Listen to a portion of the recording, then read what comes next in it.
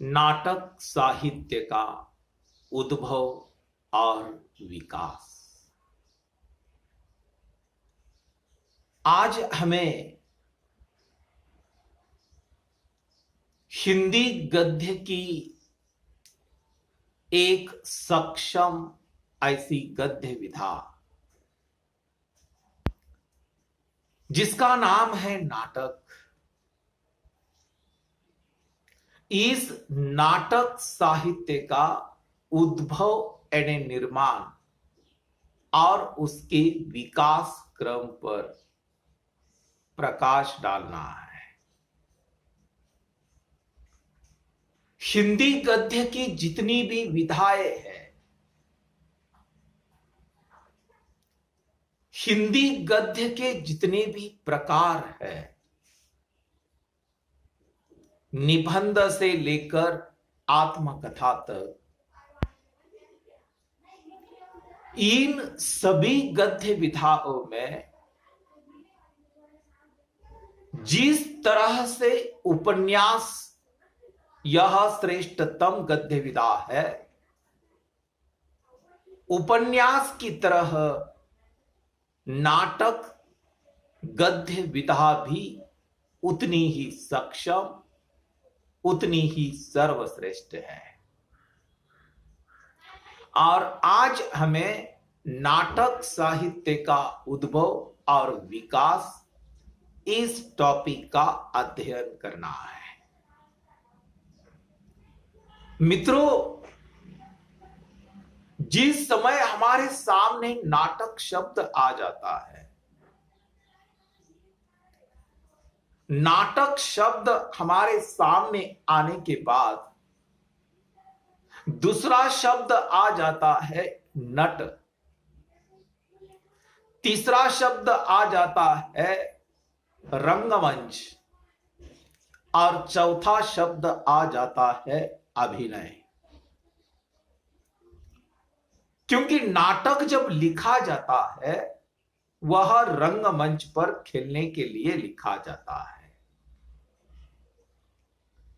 मैं तो यही कहूंगा कि नाटक रंगमंच पर खेला जाता है, वह हमें प्रत्यक्ष आंखों से दिखाई देता है और उसी के साथ साथ हम कानों से सुनते भी हैं। देखना और सुनना, यह प्रक्रिया एक साथ चलती है। और सारांश रूप में देखा जाए तो नाटक एक जीवंत कला है। सिनेमा से भी बढ़कर जीवंत कला कौन सी होगी, तो वह नाटक है जो रंगमंच पर खेला जाता है। हिंदी भाषा में नाटक लिखने की जो परंपरा है, या हिंदी भाषा में जो नाटक विधा का जन्म हुआ और उसका विकास किस गति से होता गया, उसी का अभ्यास हमें आज करना है। मित्रों, हिंदी नाटक का वास्तविक उद्भव आधुनिक हिंदी साहित्य के प्रारंभ में भारतेंदु युग में हुआ। हिंदी नाटक का वास्तविक निर्माण या हिंदी नाटक का वास्तविक उद्भव या जन्म भारतेंदु युग में हुआ। यह बात सत्य है कि हिंदी की प्रत्येक गद्य विधा का उद्भव यह भारतेंदु युग में हुआ, विक्रम संवत 1850। यानी आधुनिक युग की देन है कि गद्य विधा का निर्माण हुआ। हिंदी नाटक का वास्तविक उद्भव और विकास भी भारतेंदु के कालावधि में हुआ, परंतु आज से कुछ वर्ष पूर्व विद्वानों की यह धारणा थी कि नाटक का उद्भव और विकास 19वीं शताब्दी में हुआ। किंतु एक विद्वान है जिनका नाम है डॉक्टर दशरथ ओझा। डॉक्टर दशरथ ओझा के मतानुसार हिंदी का सर्वप्रथम नाटक गाय सुकुमार रास है और जिसकी रचना विक्रम संवत 1289 में हुई। हिंदी का वह पहला नाटक है। डॉक्टर दशरथ ओझा का मत है, हमारा नहीं। हिंदी नाटक के विकासात्मक इतिहास को हम 4 कालों में विभाजित कर सकते हैं।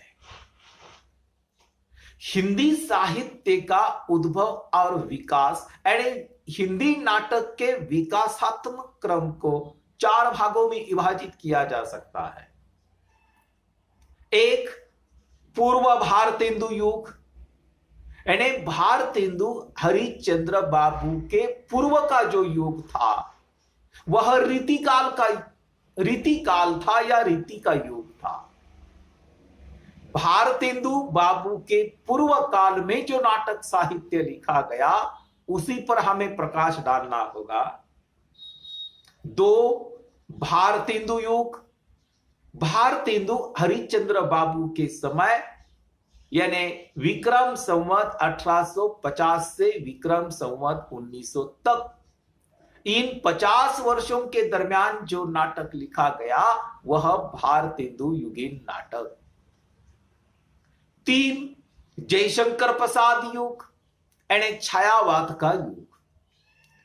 जयशंकर प्रसाद के समय जो नाटक लिखे गए उसी पर हमें प्रकाश डालना होगा।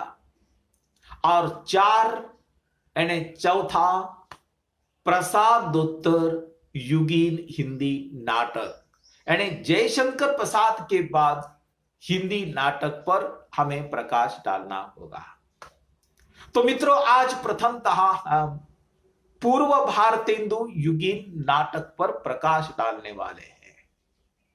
यानी भारतेंदु हरिश्चंद्र बाबू के पूर्व नाटक साहित्य किस प्रकार का था, कौन कौन नाटककार थे, उसी का अभ्यास हमें आज करना है। परंतु एक बात सत्य है कि हिंदी नाटक के वास्तविक जन्मदाता भारतेंदु हरिश्चंद्र है। लेकिन भारतेंदु हरिश्चंद्र बाबू के पहले भी कुछ नाटक लिखे गए, परंतु वे नाटक नाटकीय गुणों से युक्त न होने के कारण, नाटक के तत्वों के अनुसार न लिखे जाने के कारण उनको नाटक मानने में संकोच होता है। 14वीं शताब्दी में कवि विद्यापति ने 2 नाटक लिखे, एक रुक्मिणी हरण और दूसरा पारिजात हरण। इस कालावधि में कवि केशवदास ने विज्ञान गीता नाम का एक नाटक लिखा। केशवदास के बाद कवि देव ने देव माया प्रपंच नाम का नाटक लिखा और देव माया प्रपंच सही अर्थ में यह नाटक नहीं था, आध्यात्मिक कविता है और यह परंपरा ब्रज भाषा में चली। भारतेंदु के पूर्व यानी रीतिकालीन कवियों ने ब्रज भाषा पद्य में कुछ संस्कृत नाटकों का केवल अनुवाद किया था और इस काल में नेवाज नाम का एक नाटककार था। उन्होंने शकुंतला नाम का नाटक, हृदय राम कृत हनुमान नाटक आदि नाटक उल्लेखनीय है। इस कालावधि में महाराजा काशीराज की आज्ञा से आनंद रघुनंदन नाटक की रचना हुई, किंतु इसमें भी नाटकीय नियमों का पालन नहीं हुआ, परंतु सभी नाटकीय नियमों का पालन करते हुए हिंदी का सबसे पहला मौलिक नाटक लिखा भारतेंदु हरिश्चंद्र बाबू के पिताजी बाबू गिरिधर दास ने, और उस नाटक का नाम था नहुष। नहुष नाटक में नहुष और इंद्र की कथा है। और हिंदी के कुछ आलोचक हिंदी का सर्वप्रथम मौलिक नाटक नहुष नाटक को ही मानते हैं। बाबू गिरिधर दास के बाद राजा लक्ष्मण सिंह का नाम आता है। राजा लक्ष्मण सिंह ने शकुंतला नाटक लिखा, जो संस्कृत के शकुंतला का अनुवाद मात्र कहा जाएगा। इसमें अन्य नाटकों जैसा सौंदर्य दिखाई देता है, फिर भी भारतेंदु बाबू का नाटक साहित्य में पदार्पण हुआ और भारतेंदु का विद्या सुंदर नाटक बड़ा महत्वपूर्ण है। परंतु भारतेंदु बाबू का विद्या सुंदर नाटक महत्वपूर्ण होगा, परंतु वह भी एक अनुदित नाटक रहा है। यह हो गया भारतेंदु बाबू के पूर्व नाटक साहित्य। परंतु हमें भारतेंदु युगीन नाटक साहित्य पर भी प्रकाश डालना होगा। वस्तुतः मित्रों, भारतेंदु हरिश्चंद्र ही सच्चे अर्थों में आधुनिक हिंदी नाटकों के जन्मदाता है। आप लोगों को किसी ने पूछा या परीक्षा में कोई सवाल पूछा गया कि आधुनिक हिंदी नाटकों के जन्मदाता कौन है, तो आधुनिक हिंदी नाटकों के जन्मदाता भारतेंदु हरिश्चंद्र बाबू है। भारतेंदु हरिश्चंद्र बाबू ने संस्कृत और बंगला नाटकों के अनुवाद भी किए और स्वतंत्र ऐसे नाटक भी लिखे। भारतेंदु हरिश्चंद्र बाबू ने लगभग 14 नाटक लिखे। इन 14 नाटकों में जो महत्वपूर्ण नाटक माने जाते हैं उनमें सत्य हरिश्चंद्र, मुद्रा राक्षस, नील देवी, भारत दुर्दशा, अंधेर नगरी, चंद्रावली आदि इनके प्रमुख नाटक है। परंतु भारतेंदु बाबू ने जो 14 नाटक लिखे हैं, उनके नाटकों की एक विशेषता ऐसी है कि उनके सभी नाटक जिंदा दिली है, उसमें एक जान है। भारतेंदु के सभी नाटक अभिनय करने योग्य ऐसे नाटक है। वस्तुतः हिंदी में सच्चे अर्थों में नाटक लिखने का श्रेय यह भारतेंदु बाबू को ही है।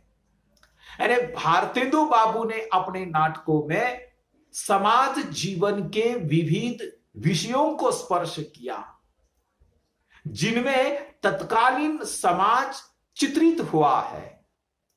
विद्या सुंदर उनका पहला अनुदित नाटक माना जाएगा। यानी भारतेंदु युगीन नाटककार अन्य भी थे, परंतु भारतेंदु बाबू इस युग में प्रमुख नाटककार थे और भारतेंदु बाबू ने अपने नाटकों में समाज जीवन की जो वास्तविकता है, जो परिस्थितियां है, उसी का चित्रण अपने नाटकों में किया। वस्तुतः भारतेंदु काल में नाटकों की रचना का जो मूल उद्देश्य था, भारतेंदु युग में जो नाटक लिखे जाते थे, लेखक के सामने, नाटककार के सामने एक महत्वपूर्ण उद्देश्य था, वह मनोरंजन भी था। परंतु केवल मनोरंजन ही नहीं, मनोरंजन के साथ साथ जनमानस को जागरूक करना था। और जनमानस को जागरूक करना तो था, परंतु उनमें जनमानस में आत्मविश्वास उत्पन्न करना था। यानी परिणाम स्वरूप इनमें सत्य, न्याय, त्याग, उदारता आदि मानवीय मूल्यों के प्रति आस्था उत्पन्न करने का काम भारतेंदु बाबू ने अपने नाटकों के माध्यम से किया।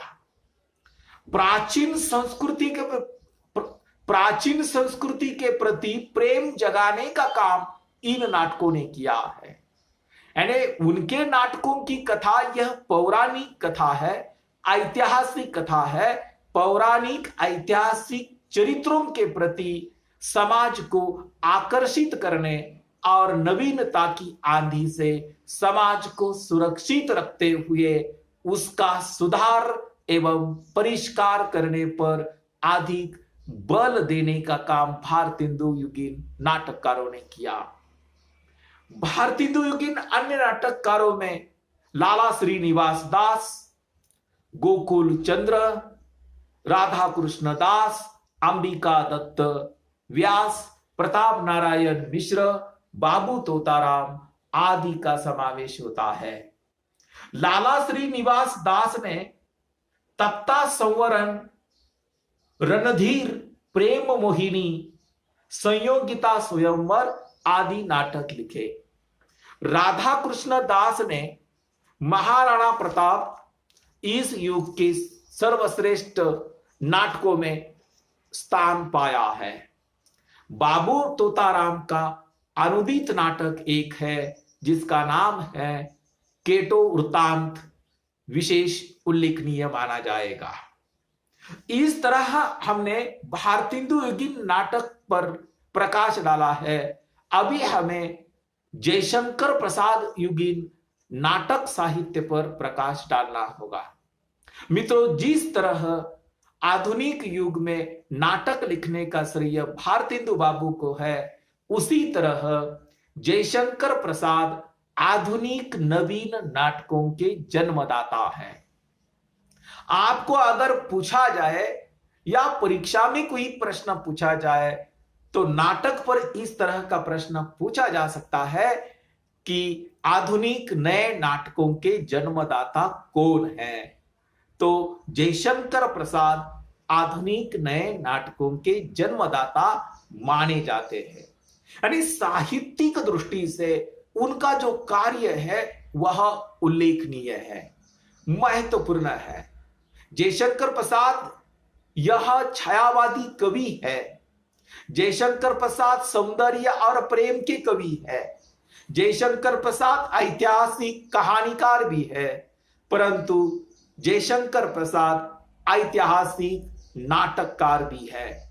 जयशंकर प्रसाद के कई ऐतिहासिक नाटक है। उदाहरण के रूप में देखा जाए तो विशाखा, अजात शत्रु, जन्मेजय का नाग यज्ञ, स्कंदगुप्त, चंद्रगुप्त, ध्रुव स्वामिनी, राजश्री, कामना, एक घूंट आदि कई ऐतिहासिक पौराणिक विषयों को लेकर नाटक लिखने का काम जयशंकर प्रसाद ने किया। यानी कहने का तात्पर्य यह होगा कि जयशंकर प्रसाद के कई उच्च कोटि के नाटक हैं। इन सभी नाटकों में एक नाटक ऐसा है जिसका नाम है कामना। कामना नाटक को छोड़कर प्रसाद के यानी जयशंकर प्रसाद इतिहास को आधार बनाकर नाटक लिखते रहे। यानी प्रसाद के अधिकतर नाटक या ऐतिहासिक नाटक है। इनमें अजात शत्रु, चंद्रगुप्त, ये दो नाटक जो है वो मौर्य काल के इतिहास को लेकर लिखे गए नाटक है। स्कंदगुप्त और ध्रुव स्वामिनी गुप्त काल से संबंधित नाटक है। जन्मेजय का नाग यज्ञ नाटक में प्रसाद ने नागों के एक जाति के रूप में स्थापित किया है और नाग जाति के साथ आर्यों के संघर्ष का वर्णन किया है। राजश्री नाम का जो नाटक है वह हर्षवर्धन युगीन भारत की राजनीतिक एवं सामाजिक परिस्थिति का चित्रण उस नाटक में हमें दिखाई देता है। परंतु मित्रों, जयशंकर प्रसाद पर या जयशंकर प्रसाद ने विशेष रूप से बौद्धकालीन भारत के इतिहास को अपनाया है। जयशंकर प्रसाद पर भगवान गौतम बुद्ध के विचारों का प्रभाव है और वह प्रभाव हमें कहानियों में भी दिखाई देता है और उनके नाटकों में भी दिखाई देता है। यानी जयशंकर प्रसाद के समय कुछ अन्य नाटककार थे। यानी अन्य नाटककारों ने जहां हिंदुओं की सभ्यता नाटकों में दिखाने का प्रयत्न किया एवं हिंदुओं की नैतिकता को श्रेष्ठ दिखलाने का प्रयास किया, उस समय जयशंकर प्रसाद ने ऐतिहासिक और पौराणिक घटनाओं को अपने समय के साथ जोड़ने का महत्वपूर्ण काम किया। यानी अपने समय की सामाजिक, राजनीतिक एवं धार्मिक चेतना का प्रतिबिंब उनके नाटकों में दिखाया जाता है। यानी इस प्रकार जयशंकर प्रसाद मुख्यतः ऐतिहासिक नाटककार के रूप में ही जाने जाते हैं। वैसे देखा जाए तो प्रसाद रोमानी प्रवृत्ति के कवि भी थे, अतः उन्होंने देश के गौरव में अतीत को अपने नाटकों का विषय बनाया। उनके नाटकों में पौराणिक युग से लेकर हर्षवर्धन के भारतीय इतिहास की गौरवमयी झलक देखने को मिलती है। यानी इन नाटकों में जो जो चरित्र उभरे हैं, यानी जयशंकर प्रसाद के ऐतिहासिक नाटकों में जिन चरित्रों का चित्रण किया गया है, जो नायक उपस्थित किए गए हैं, वे सभी नायक प्रसिद्ध ऐतिहासिक पात्र है और वे शील, शक्ति और प्राणवंत विग्रह है। इतिहास के प्रसिद्ध पात्रों में एक नया जीवन भर देने का काम जयशंकर प्रसाद ने किया। भगवान गौतम बुद्ध, चाणक्य, चंद्रगुप्त, स्कंदगुप्त, राजश्री, ध्रुव स्वामिनी आदि इनके नाटकों के ऐतिहासिक पात्र है। यानी प्रसाद ने इतने विविध प्रकार के पात्रों की निर्मित की है कि उनके माध्यम से पूरा एक युग सजीव होकर हमारे सामने उपस्थित हो गया है। पर यह समझना भूल होगी या गलत भी होगा कि उन्होंने केवल भारतीय संस्कृति के गौरव गान के लिए नाटकों की रचना की थी, ऐसी बात नहीं है। जयशंकर प्रसाद के अलावा इस युग के नाटककारों में हरिशंकर प्रेमी, लक्ष्मी नारायण मिश्र, सेठ गोविंद दास, उदय शंकर भट्ट, वियोगी हरि आदि नाटककारों के नाम भी उल्लेखनीय है।